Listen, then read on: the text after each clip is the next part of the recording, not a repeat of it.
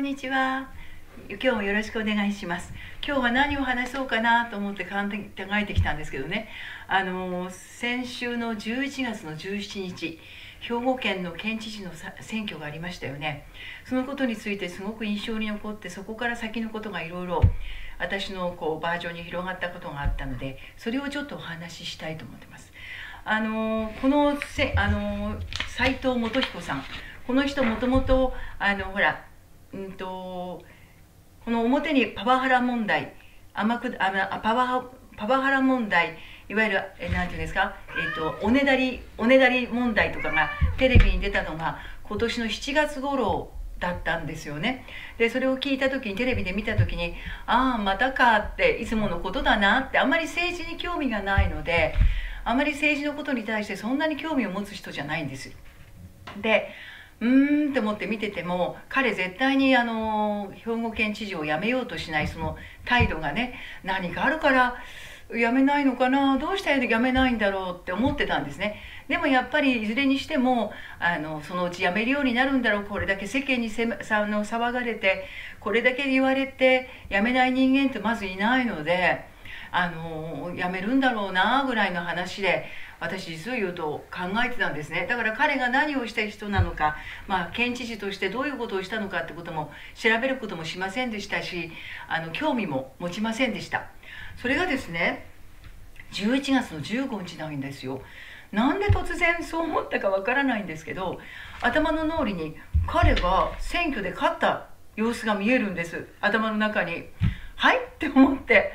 なんで斉藤元彦さんが選挙に勝つ様子が頭の中に浮かんでくるんだろうって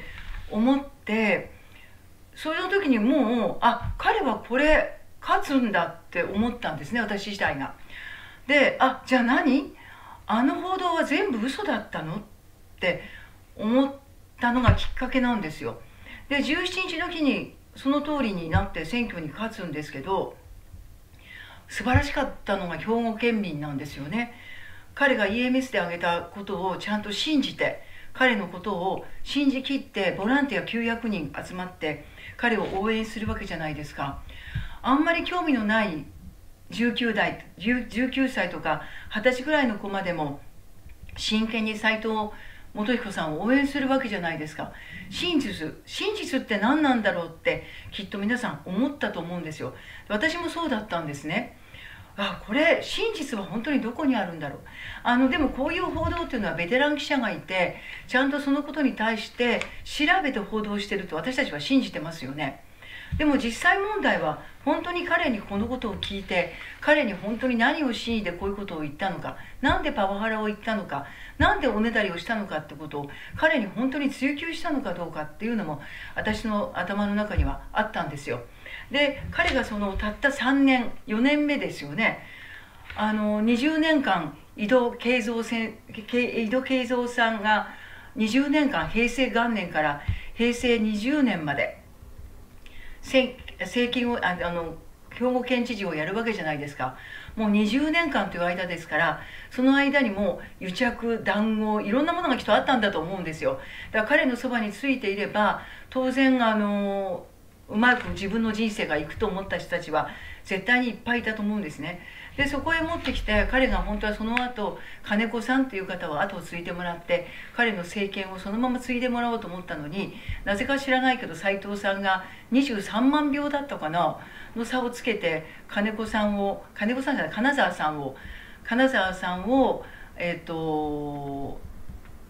下して選出されるわけなんですよね、兵庫県の知事に。でそこでたった3年の間に兵庫県の県庁も立て直しを中止したり、あれですよね、県立の大学の無償化も実証したり、すごいたった3年間の間にやってることが素晴らしいんですよね。いやこの人素晴らしい人だな、たった3年の間にこれだけのことをできる人っていうのは国政でもあまりいないんじゃないかしらって思って、そしてこの人なんでこんな風になったのって、ただ世の中のやっかみだったんでしょうね。彼がいることによって、彼のせいで自分の人生を狂わせた人間がいっぱいいたっていうことも確かなんですよね。でも時代が変わるのと同時に彼がいることによって兵庫県が変わるんですよね。もう大学も無償化になるし、借金もあったと思うんですよ。20年間の間に井戸さんが作った借金1500ぐらいある億ぐらいあるって週刊誌に書いてありましたからね。で兵庫県の県庁も1000億の予算が立ってたって言いますから、それをやめて、その1000億の都庁を建てるのをやめて、結局その借金の方に当てようって彼は考えたわけじゃないですか。だから予算の減税とか減算とかもう全部考えて、兵庫県のために、兵庫県の国民のために、国民じゃない、兵庫県民のために動いてるわけなんですよね。だからわあすごい、こんなのが長野県に来たら本当に嬉しいだろうって、反発はあるだろうけれども、やっぱり本当に正直申し上げて、県民のためにこれだけ尽くしてくれる知事が今までいただろうかって思ったんですね。でパワハラもあったし、おねだりもあったけど、事実本当にそうなのかどうなのかっていうのも疑問ですよね。だから本当にきちっと調べて、本当にこれが本当になのかどうなのかってことを報道関係、出版関係も調べて出す必要は私はあったと思うんです。ですけどもうここまで来てしまうとね、もう何もどうしようもないのであれなんですけど、ただその斎藤元彦さんすごかったですね。最後まで負けなかった、自分の信念を曲げなかった、これが素晴らしいと思ったんですよ。顔色一つ変えないんですね。多分陰では泣いてたかな。彼どんな、だから小さい時からどんな親に育てられて、どんな風にして教育を受けて、いろんなところに行っていろんなことを見てくるわけですよね。それをこういう風にして表に出して発信して行動するわけですよね。これから先ももっとすごいと思うんですけど、彼がこのことで経験したことっていうのは、彼が今まで経験したことのないことを経験してきてるんだと思うんですよ。世の中にこれだけ自分のことを報道されて、みんなが無視をして、なんだこいつって言われるようなことも経験してるわけじゃないですか。で県会議員だってみんな一致で彼をもうダメだって言って県議を辞めさせるわけじゃないですか。でそういうことも経験して全く一人っきりになるわけですよね。その一人っきりになりながらでも自分は信念を持ってそれをやり通して、自分で一人で最初からどこの推薦も受けずにもう一回選挙に立つわけですよね。で EMS にどんどん発信する。私 EMS 聞いてないのであれなんですけどね、 EMS で発信してボランティア900人が集まり、彼がまた再選するわけじゃないですか。私も本当に脳裏にその2日前に彼が再選してる姿が脳裏に出た時、何が起こったのこれって本気で思ったぐらいでしたからね。そして17日本当にやっぱり受かったって思って、すごく感動して嬉しく思いました。で彼がそのたったこの何ヶ月、7月からでしょ、7、8、9、10、11、3ヶ月ちょっとの間に人生を本当に考えさせることいっぱいあったんだと思います。私も彼がここにこういうことになったことによっていろんなことを考えるんですね。パワハラ言う前に、彼がこのパワハラ問題があった時に、うちのスタッフのお子ちゃんがちょうどうちのスタッフが仕事終わった時に子供たち預かってた時期が時がありましてね、弟さんが下の妹の首を絞めたんですね。でものすごい勢いで泣いたんですよ。で私も仕事場にいたんで慌てて飛んでって「何があったの?」って言ったら、弟が妹の首を絞めたって言うんですよ。はって言って、ですごくその子怒ったんです。実を言うと首は絞めちゃいけない、何があっても何があっても困るでしょって、絶対何がどんな理由があろうとも首だとかは絞めちゃいけないよ、頭とか顔とか殴っちゃいけない、叩いちゃいけないの、分かったねってものすごい勢いで怒ったんですよ。でそれからしばらく経ってからお母さんいますよね。でお母さんに「ごめんね、私今日あなたのお子さんをね怒ったの。でもねこういう理由で怒ったんだけど、これから先ももし何かあった時に子供たちのために怒ってもいいかしら。こうやって怒っていいんだったら私はあなたのお子さんを怒りたいの」って言って許可を得ることにしました。だから私はこれから自分のなんていうんですか、スタッフいろんなことがあった時にはとりあえずすぐその場で起こるんではなくて、ちょっと場所を変えたりして、あなたのためにこういうふうにして言ってるんだけれども言っていいかしらっていうふうに言ってパワハラと言われないように、コミュニケーションをとっていきたいなっていうふうにこのパワハラ問題で思ったんですね。さすがにおねだりっていうのは一回もしたことがないのでそれは考えたことなかったけど、世の中今パワハラ怖いよねって思いましてね。私も経営者ですからスタッフにいろいろ言いたいこともあるんです。でもそれがその思った時にポンと言うとパワハラになってしまうので、この事件をきっかけに少しちょっと距離感を置いてちょっと場所も変えたりして彼女に言うようにしています。でもう一人やっぱり高校生の女の子がバイトに来てたんですけど、やっぱり好きじゃないんだろうな、うちの仕事が。だから私が言うことに対して返事ができなかったり受け答えができないんですよ。黙ってるんですね。だから私がこれしてね、今どこにいるのって言っても返事がないんですよ。これはダメだなと思って、私の方も仕事してて辛くなっちゃうのでね、スタッフのお母さん、その子のお母さんがうちのスタッフなので、彼女の時に次の日に朝行きましてね、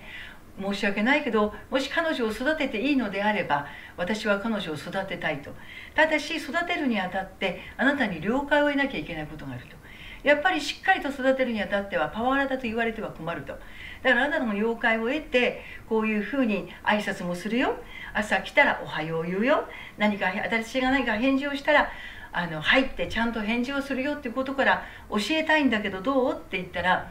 先生ね、申し訳ありません、彼女が辞めたいって言ってる。そうだろうねと思ったから、でも彼女が続けたくて私にまだいたいっていうのであれば私は育てたいと思っていたけれども、彼女にその気がないならば先生はもう育てるのはやめるから彼女は別で勉強しようねって言って、で彼女自体もまた私に辞めるとは言ってきません。ですけど11月末で一応仕事を辞めるようにはしました。だからその経験とかは学ぶものなんですね、全て。だから今回のこの事件で斉藤元彦さんもいっぱい学んだことがあったと思います。彼はとっても優秀でできる人だったんで、いわゆる偉い人だったんですね。でこれにもまたすごいことがありましてね、この偉い人な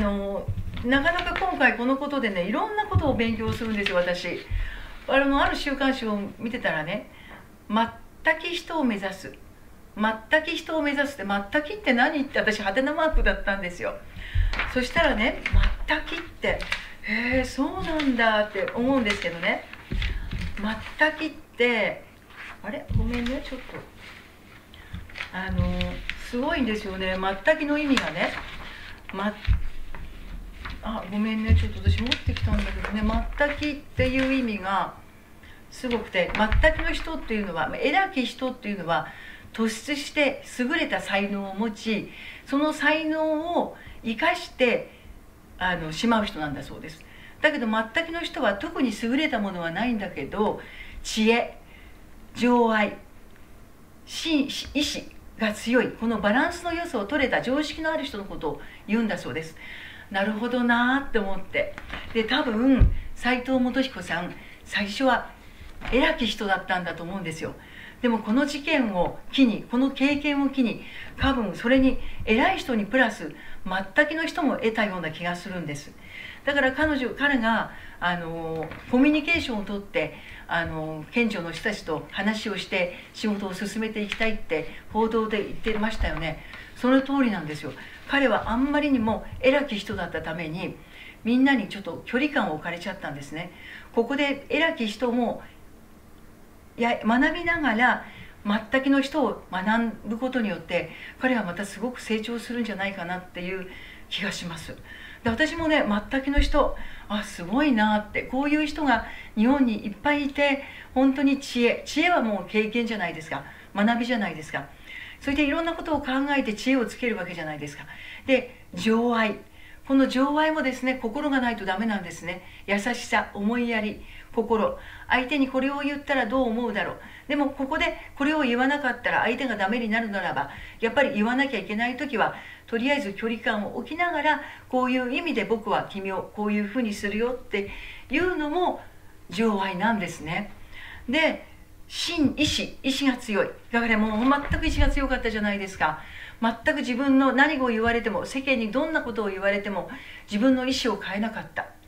この凄さが世の中の人たちの心を打ったんですね。私本当に選挙に全く興味がなくて変わらないと思うんですよ、何にも。だけどこのぐらいこの人の行動に心を打たれて、こんなに考えたことはなかったですね。だから彼が何をやったのかってちゃんと調べて見てましたもん。さすがにすごい、これだけのことを短期間にやられたら、やっぱりなあなあで20年間やってきた人たちはたどたどしくなってイライラしちゃって、自分の人生はこれからどうなるんだろうって思いますよね。じゃあ県庁の職員、そして県議の全員、信念を持って彼を変えることができたんですか？ただ彼を辞めさせただけだったんですよね。だけど彼は信念を変えなかったからこそ、県民が全部動いて彼が勝利を得るわけですよね。素晴らしいと思ったんですよ。彼は本当に。そしてなんかね、だんだん落ち着いてみると彼が宇宙人に見えるんですね、私。この人宇宙人かって思ったんですよ。人間じゃないんじゃないかって思ったんですよ。もう確固たる信念と思いがあって、ちゃんと県民のために尽くす心もあるんですね。これでも多分それはもともとあったんだと思うけど、もともとは偉い人なんで、やっぱりボンボンボンボンきっと言っちゃったことがパワハラになったりおねだりに聞こえたりして、でみんながこの人のために自分の人生が狂わせると思ったから、彼を何とかしようと思って作り話も作ってしまったところもきっとあったんだと思うんですよ。でも彼は負けなかった。これはもう宇宙人らしいんですよ。すごいなと思うんですよ。もう人間じゃないだろうと思うんですよ。プーチンも人間じゃないんだけど、やっぱりこの世の中、この時代に人間じゃなく宇宙人みたいな人じゃないとこの世の中やっていけないんじゃないかなっていう感じはとてもしましたね。素晴らしいなって思って感動した一部分だったんですよ。だからものすごくこの兵庫県のことについてちょっとですよ、だけど学びました。すごいなって、兵庫県人羨ましいなって思いました。やっぱりこれと同じようなことがやっぱり長野にありましたね。同じようなことではないんですけど、ちょうど長野オリンピックの頃に吉村知事がやっぱり20何年県政をやってたんですね。やっぱりなあなあになっちゃってた県だったような気がします。でそこで田中康夫さんという人が長野県知事に入るんですけど、やっぱり彼もやっぱり続かなくて4年ぐらいで辞めてしまうんですよ。やっぱり長い間県政をやると、やっぱりそこに勤めてる県庁の人とか職員だとかがやっぱりやりやすい、自分たちがやりやすい方向へ政治を持っていこうと多分するんでしょうね。だから長野県知事に田中康夫さんがなった時に県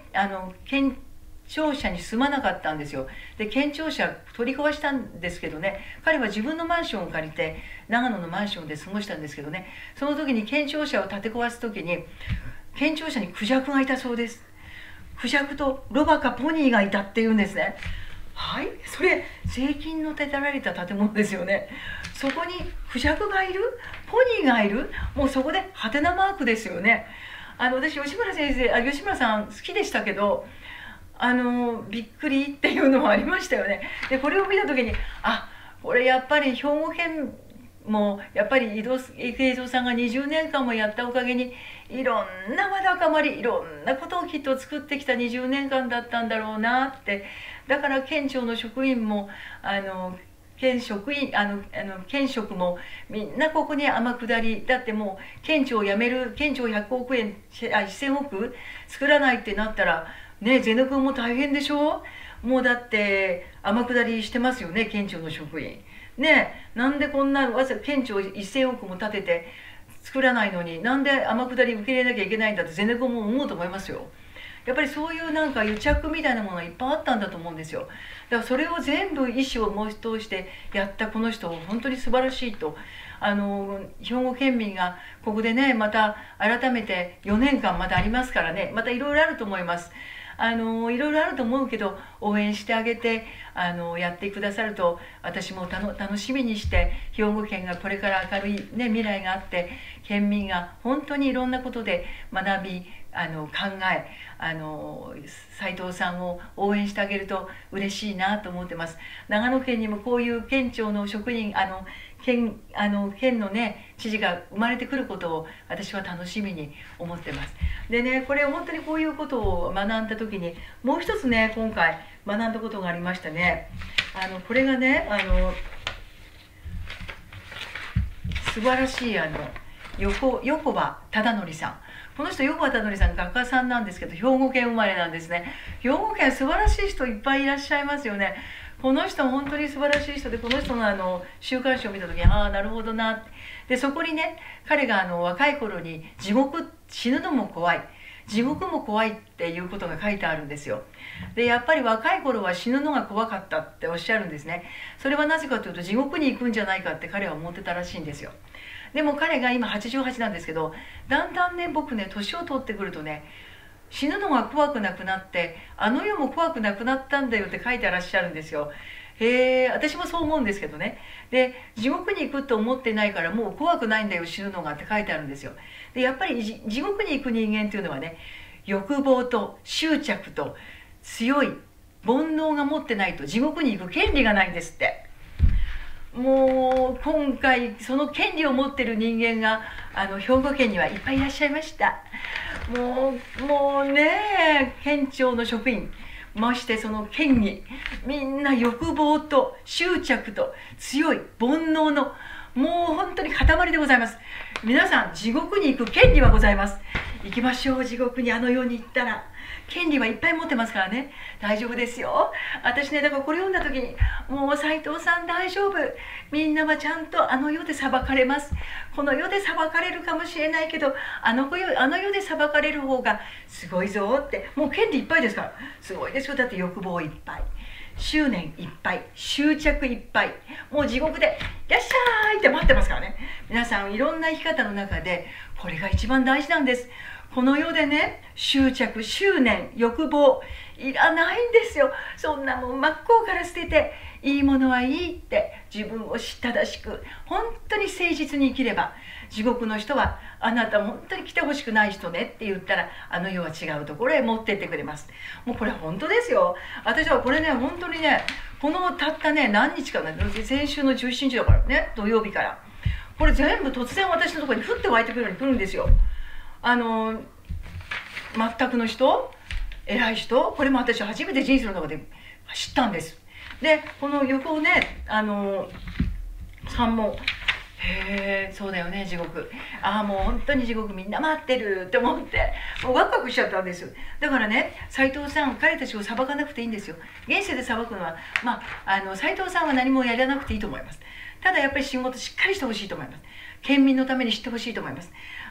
これちゃんと地獄に行きますから、裁かれます。地獄で待ってます、大丈夫、みんな地獄で待ってます、待ってます、手叩いて、いっぱいいるなと思ってワクワクしてると思いますよ。ね、でそれで最後にね、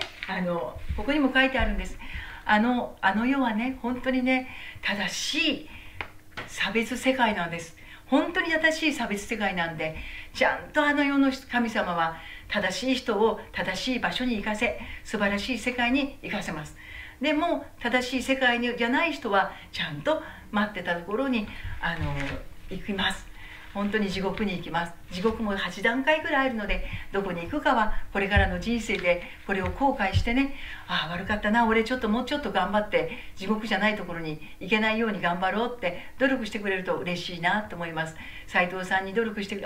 協力してくれる人間が県議でも県庁でもいてくれるなと嬉しいと思います。そうやってやっていってくれると嬉しい。正しい行い、正しい思い、それがね、兵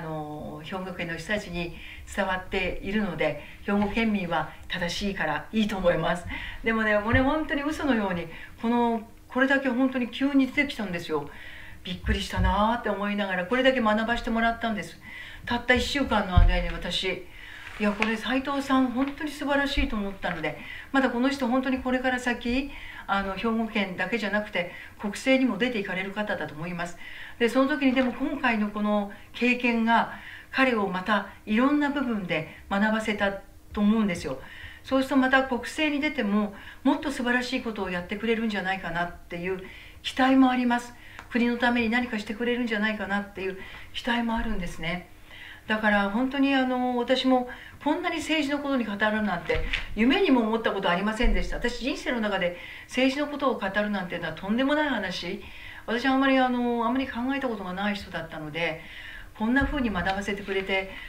ちょっと私長野県の今のね県庁さん何をやってるのかちょっと見てみたいなとも思ったことも確かでした。学ばさせてもらったことも確かでした。だから斉藤元彦さんにはね、これからも先もいろんなことを学び、全くの人を目指してバランスを取りながら、自分の心とバランスを取りながら県民のために頑張ってほしいなって思ってます。兵庫県の人たちも本当に素晴らしい人たちがいっぱいいることに本当に感動してます。素晴らしいなって、みんな本当に真実の目を見る目が本当に終わりになっている人たちが多かったんだろうなって。そして今回ね、20代19代もう若い人たちが EMS を見て、選挙に興味を持ってくれて、すごいなって、こんなことが起きたんだって、本当に国政にもいろんな意味で政治に興味を持って、これやっていいのか悪いのかってことを正しい判断ができる人間に育ってくれたら嬉しいなと思います。だからこの斉藤さんっていう人はいろんな人にいろんな経験を学ばせたんだと。私みたいな人間にもこんなに学ばせたことが多かったことでしたからね、素晴らしいと思いました。本当に斉藤さんに元彦さんにありがとうっていう感謝とともに、これからちょっといろんなことを勉強させてもらいたいなって思ってます。学ばせてくれることに感謝しています。ありがとうございました。兵庫県の人たちにもありがとうございました。感動をいっぱいもらいました。ありがとうございます。これからの人生が素晴らしい人生に、そして兵庫県が素晴らしい兵庫県になるように、私も心から応援したいと思っています。ありがとうございました。おめでとうございました。またチャンネル登録よろしくね、お願いします。今日はまたこんな話で終わりましたけど、感動した心に残った心をお話しさせていただきました。誠実に正しい心でいきましょう。そしたら地獄で待ってますなんて言われませんからね、お願いいたします。またね、バイバイ。